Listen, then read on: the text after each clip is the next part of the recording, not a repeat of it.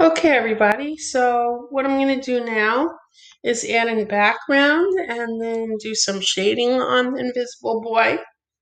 I had originally done him where he was in marker, like this, but then I traced over him to make him in the pencil because I want to show you how he could look invisible, all right? So first thing that I'm going to do is just shade in his hair a little bit. Oops.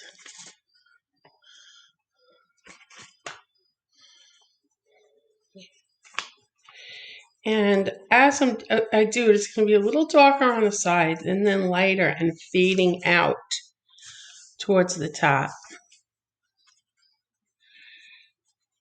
And I noticed that the illustrator of the book did this where it makes him look like he's disappearing.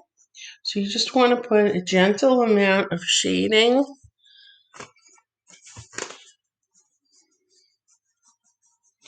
Now on his shirt could be a little darker because it has color in it. But you want to take your pencil and turn it on the side and just carefully, gently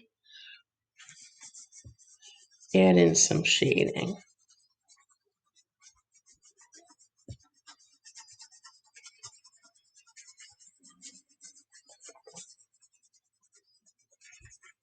Make sure not to fill the whole thing in. Leave a little bit in a light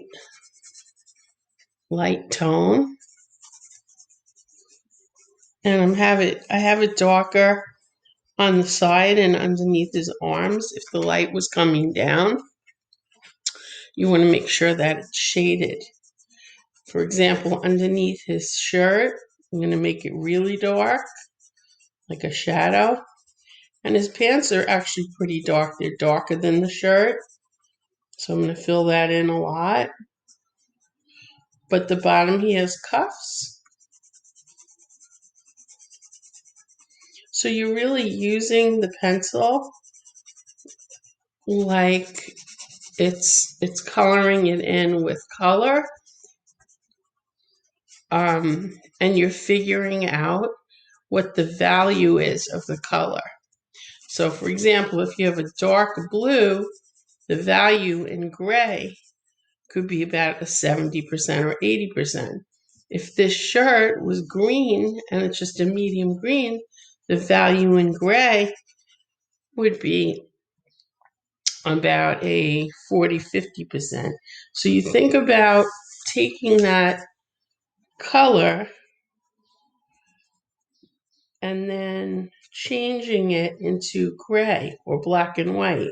So now, for example, his sneakers, I'm going to fill it in because they're dark.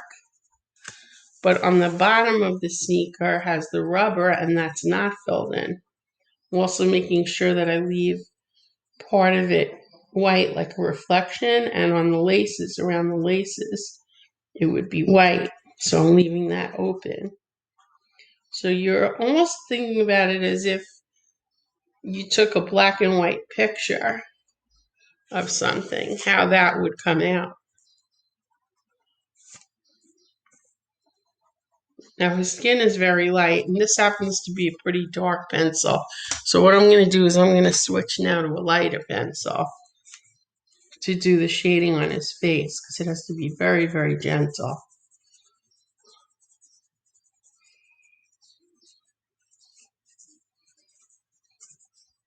Especially since he's supposed to be the invisible boy, right? So I don't want it to have too much color, or too much gray in it. Just a little bit. And I noticed they also put a little extra around his cheeks. I'm going to do that too.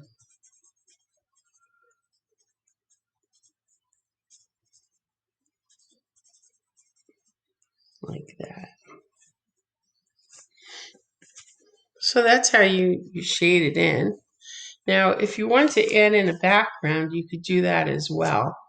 And I'll do that on a separate page. Okay. All right.